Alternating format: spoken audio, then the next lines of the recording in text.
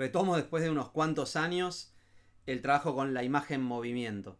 Nos habíamos quedado en Siga Vertov, básicamente. Lo último que vimos fue la escuela soviética. Y entonces vamos a tratar de cerrar hoy con la escuela soviética para después pasar a la escuela francesa de montaje.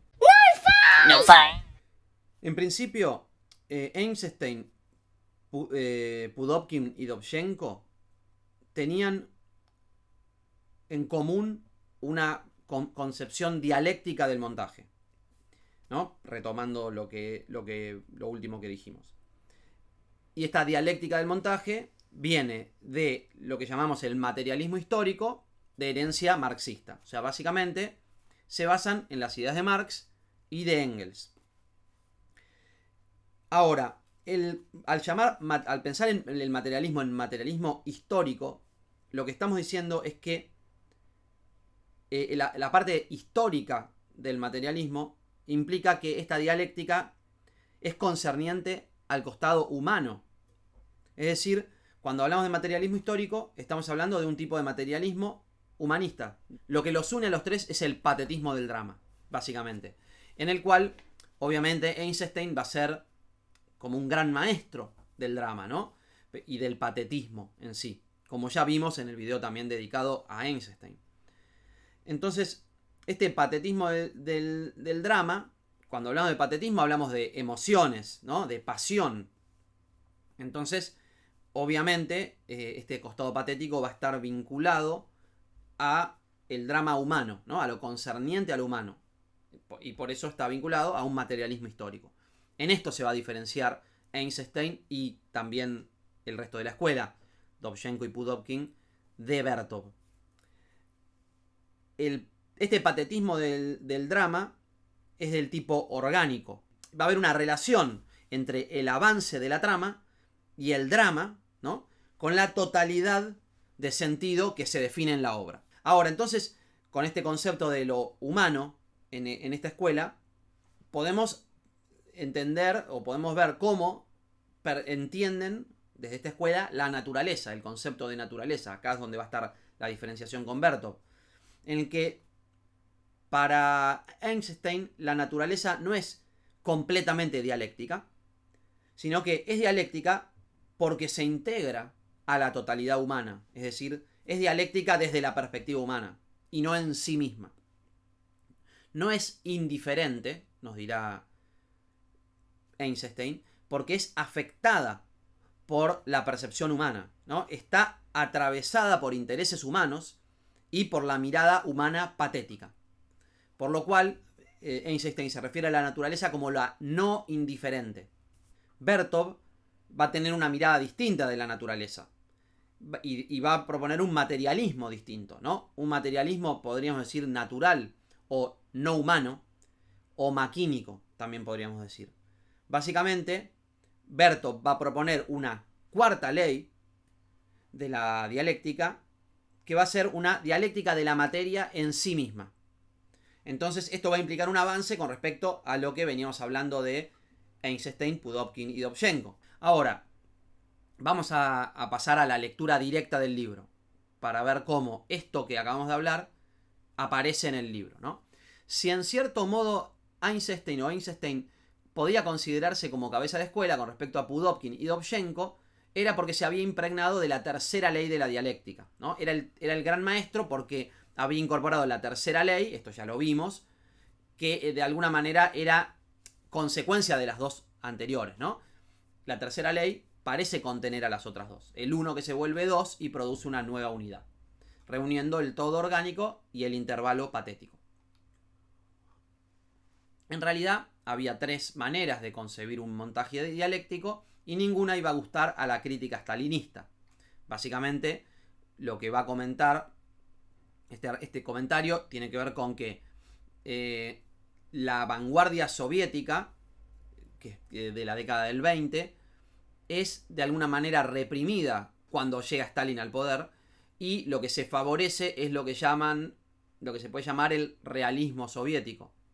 Y es una forma bastante reaccionaria de entender el arte, ¿no? De hecho, pasó mucho que muchos artistas o no pudieron seguir haciendo sus obras o tuvieron que cambiar de estilo, digamos, o cambiar de enfoque, como pudo haber pasado con Malevich, por ejemplo, que se vuelve realista y se opaca, se apaga este enorme fuego de esta pasión vanguardista que tan importante fue en la década del 20, ¿no? De hecho, bueno, Einstein mismo se vuelca a un tipo de cine, no deja de ser interesante, pero menos experimental.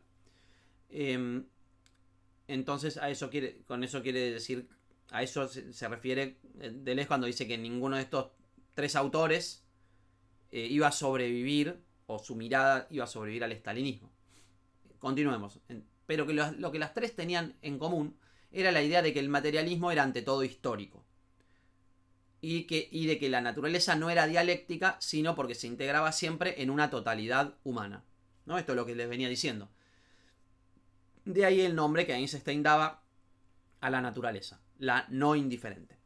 Por el contrario, la originalidad de Bertov estriba en la afirmación radical de una dialéctica de la materia en sí misma. Entonces en esto se va a diferenciar Bertov de Einstein y de los otros dos, ¿no? Pero si trabajaba con documentales y noticiarios, si recusaba drásticamente la puesta en escena de la naturaleza y el guión de la acción, era por una razón profunda. Máquinas, paisajes, edificios u hombres, poco importaba. Cada uno, hasta la campesina más encantadora o el niño más conmovedor, se presentaba como un sistema material en perpetua interacción. Es decir, la mirada de Bertov ya no va a ser patética, no va a tratar de construir un drama humano. Va a tratar de registrar la naturaleza en su funcionamiento íntimo. Eran catalizadores, convertidores, transformadores, que recibían y devolvían movimientos cambiando su velocidad, su dirección, su orden, haciendo que la materia progresara hacia estados menos probables, realizando cambios sin común medida con sus propias dimensiones. Lo que está describiendo es el tipo de montaje que hace Bertov. Básicamente Bertov es experimental hasta un nivel más extremo, donde va a experimentar directamente con la imagen, ¿no? Y esto lo va a trabajar después Deleuze en el capítulo dedicado a la imagen percepción. Ahora, fíjense que dice, ¿no? No es que para Bertov los seres fueran máquinas, sino más bien que las máquinas tenían corazón y corrían, temblaban, se sobresaltaban y echaban chispas, como también podía hacerlo el hombre, con otros movimientos y bajo otras condiciones, pero siempre en interacción unos con otros. Entonces es como que la mirada que va a tener sobre la humanidad, sobre lo humano, va a estar más cercana a lo material. Ahí donde Einstein es más patético y más antropocéntrico, Bertov va a tener una mirada más automática, va a buscar en percibir el sistema de interacción en el que estamos inmersos. Y en ese sentido nos va a poner a la humanidad un poco en combinación o en el mismo plano que otros sistemas o que otras entidades de la naturaleza. Porque lo que está buscando es representar la naturaleza desde su costado de interacción casi como sistema maquínico, ¿no? O sistema material, sobre todo. Por eso es que va a hablar de los seres humanos como moléculas que interaccionan entre sí. Y después va a hablar va a tener una lectura, de nuevo, esto lo vamos a ver en mayor profundidad cuando lleguemos a la imagen percepción, pero va a hablar de una percepción sólida, líquida y gaseosa, ¿no? Siempre tiene que ver esto con la mirada de este materialismo no humano o no histórico, sino natural o materialismo maquínico de Bertov. Entonces, por eso dice, lo que Bertov descubría en el noticiario era el niño molecular, la mujer molecular, la mujer y el niño materiales, tanto como los sistemas denominados mecanismos o máquinas. Fíjense que también Deleuze señala cuando da las clases sobre cine, ¿no? Que son el origen de estos libros, habla de el interés que tenía Bertov por las películas como esas que muestran a la ciudad dormida. Esto dice en una de sus clases. Es la clase, ya les digo de qué día. del 19 de enero de 1982. Dice, en aquella época, entre 1927 y 1930, hay un tema que atormenta a un cierto número de hombres de cine. El tema de la percepción antes de los hombres, o la percepción en ausencia de los hombres. Y ahí cita, entonces dice, Bertov quería ser un Moscú que duerme, ¿no? El Moscú mientras están todos dormidos. Y entonces Ruttmann, cita a Ruttmann, ¿no? La película Berlín, Sinfonía de una ciudad. O René Clair, que hizo París que duerme. Paris qui dort, creo que se llama. París que duerme, ¿no? La imagen es como que muestran la ciudad vacía. A veces inmóvil o el movimiento, pero el movimiento es de los trenes, la ciudad despertándose, los... ¿cómo se llama? Como las rejas que se abren, etcétera, ¿no? Entonces dice, bueno, Bertov se interesa por forma parte de este grupo de gente que se interesó por ese fenómeno. Entonces, dice, lo importante eran todos los pasajes comunistas, desde un orden que se deshace hacia un orden que se construye. Entonces, como que él va a mostrar la naturaleza construyéndose como sistema maquínico, ¿no? Vamos a profundizar sobre esto más adelante. Entonces, acá nombra esta idea del intervalo variable, ¿no? Para él, el intervalo es la percepción, el vistazo, el ojo. Fíjense cómo lo que está diciendo acá es que Bertov va a trabajar no tanto con fragmentos como escenas, y podemos entender la idea de escena como algo teatral, y el vínculo y la construcción de patetismo que se genera cuando uno se involucra en lo que está sucediendo, en la acción teatral que sucede. Eso sería el patetismo de Eisenstein. Bertov se interesa más bien con el fragmento de imagen, con el fragmento de como la toma que se desconstruye en pequeños fragmentitos, incluso hasta llegar al fotograma, y como él va a utilizar fragmentos de imágenes en movimiento para llegar a pequeños intervalos, ¿no? Casi inmóviles, que los va a hacer interactuar entre sí, va a construir ritmos por mezclar, ¿no? Por eso él dice, acá también señala el interés de Bertov, ya les digo, por ralentí, o sea, como si fuera cámara lenta, acelerando, inversión, desmultiplicación, oblicuo. Es decir, que Bertov lo que se va a preocupar es en ver cómo pone la cámara en lugares muy raros, cómo mueve la cámara, cómo agarra esos fragmentitos y los combina entre sí. Entonces ya se genera una especie de pinball, de imagen como un pinball en donde uno tira imágenes y las hace chocar entre sí, ¿no? Entonces ahí es donde va a decir, el propio montaje no cesará de adaptar las transformaciones de movimientos en el universo material y el intervalo de movimiento en el ojo de la cámara, ¿no? Como que la cámara va a tratar de extraer pequeños fragmentitos y generar como choques, ¿no? Va a buscar el ritmo, va a buscar generar ritmos a través del choque o repetición o cámara lenta. Básicamente es un cine de búsqueda de efectos de cámara y efectos después también de montaje. O sea, los efectos los va a buscar en el rodaje, en la posición de cámara, ¿no? En el uso de la cámara y después en el montaje, ¿no? Entonces hay que decir que en los momentos el montaje ya estaba siempre, dice, está antes del rodaje, en la elección del material, o sea, en la elección de decidir a dónde voy a filmar, en las porciones de materia que van a interacción, ¿no? Elijo filmar un tren, elijo filmar la cámara en sí, la proyección, la gente mirando, la puerta que se abre, el tren que pasa. A veces muy distantes o lejanas, ¿no? Entonces acá es cuando se refiere a la vida tal cual como es, ¿no? Elijo filmar la vida como es. Pero también está en el rodaje, en los intervalos ocupados por el ojo cámara. Es decir, el operador que avanza, corre, entra, sale. La vida en la película, es decir, en mostrar cómo la película se fabrica en sí y poner esa fabricación de la película adentro de la película en sí misma. Está después de rodaje, en la sala de montaje, donde se contrastan uno con la otra, material y toma, que es la vida del film, y entre los espectadores que comparan la vida en la película y la vida tal como es, ¿no? Entonces, la obra de Bertov pone todo eso adentro de lo que se representa.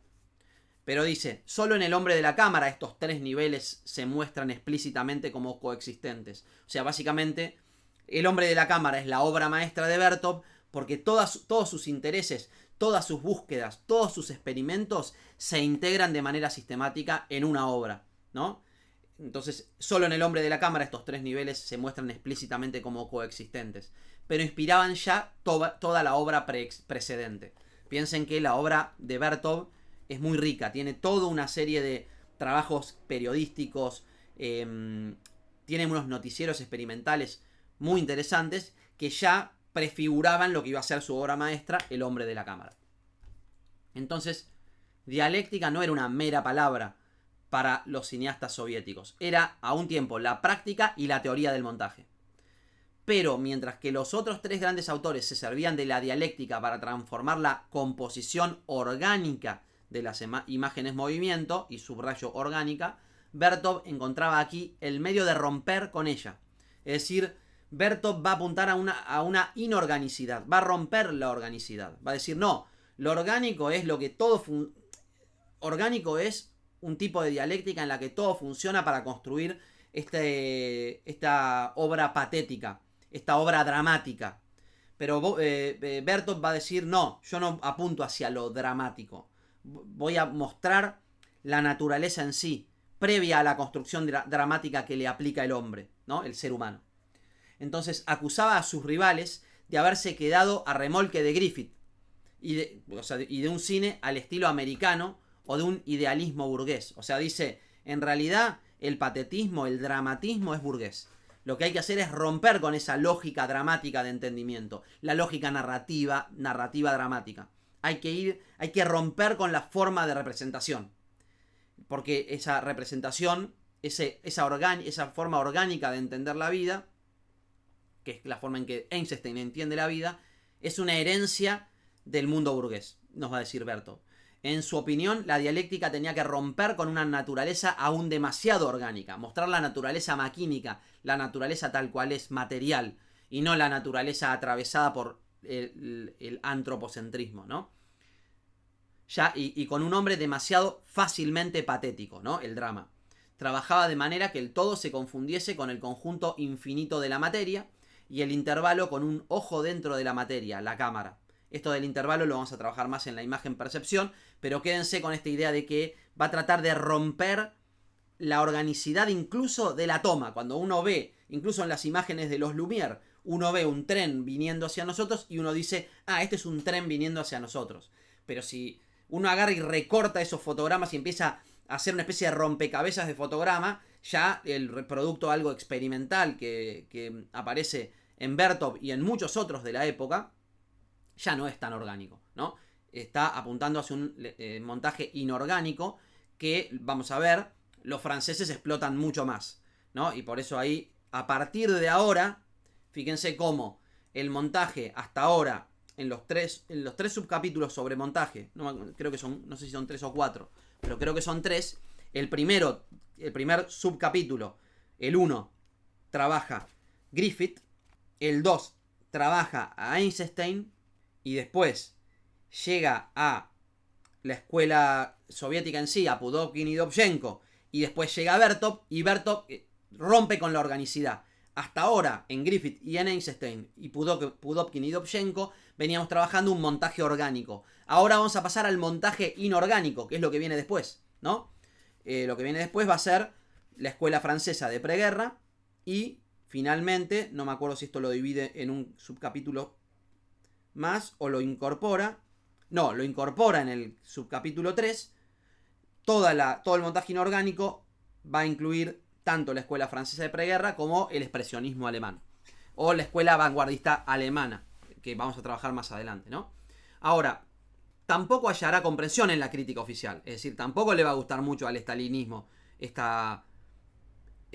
vanguardismo extremo de Bertov, pero ha llevado hasta el fin una controversia interior a la dialéctica, que Einstein sabe resumir muy bien cuando no se contenta con polémicas. Es un par materia-ojo lo que Bertov opone al par naturaleza-hombre, naturaleza-puño, naturaleza-puñetazo, orgánico-patético.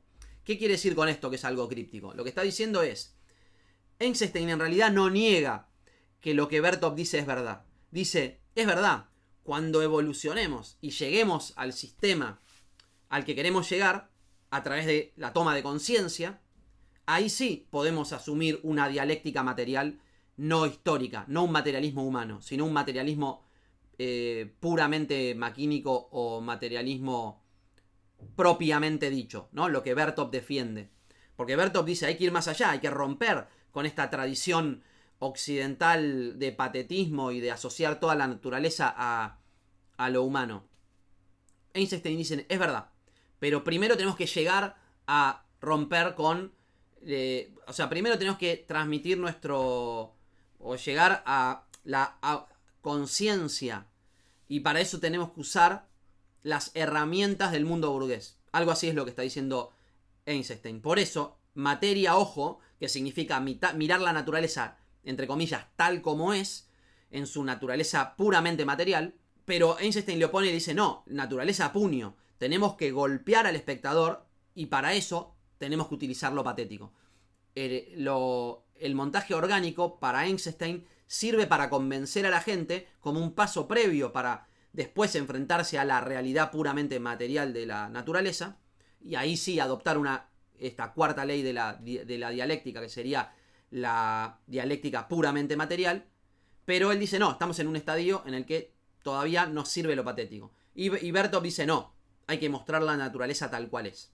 Con eso nos quedamos, entonces, con la ruptura que propone Bertov, ¿no? Y por eso dice, tampoco hallará no va ni a hallar comprensión ni en la crítica oficial estalinista, pero empuja la dialéctica hacia su extremo y va a abrir entonces, ¿no? Una teorización sobre un tipo de montaje inorgánico, que es el tipo de montaje que vamos a trabajar de acá en adelante. Básicamente cuando trabajemos la escuela francesa de preguerra, que también tiene un tipo de vanguardia que apunta hacia lo inorgánico, y el expresionismo alemán. Cada uno con su propia lógica que vamos a investigar o explicar en los próximos videos. Bueno, espero que estén contentos de que retomé estos videos. Sé que hay mucha gente que les viene muy bien para estudiar. La verdad es que, bueno, no quiero ponerme a explicar los motivos por los cuales no continué en el pasado, pero ahora mi interés es volver a ello. Resumiéndolo, me viene bien si me dan un apoyo al canal. Fíjense que tengo una sección que se llama miembros del canal, en donde si se hacen miembros, si se hacen socios, digamos, como miembros del canal dentro del mismo YouTube, van a tener acceso a contenido que es exclusivo para miembros. Ahí pienso ir subiendo videos, tengo bastantes videos de clases sobre la imagen tiempo, a la misma vez que planeo seguir haciendo estos videos gratuitos de la imagen movimiento. Pero si me quieren ayudar, no es mucha plata, investiguen esto de miembros del canal, tienen que apretar el botón unirse y ahí van a ver cómo. Y si se unen al canal porque les interesa contenido sobre la imagen tiempo y la imagen movimiento, déjenme mensajes avisando eso, así también voy subiendo más contenido a miembros del canal sobre este tema, y también así me doy cuenta de lo útil que es los videos que subo sobre la imagen movimiento, y espero que poder seguir haciéndolo más regularmente. Bueno, saludos y gracias.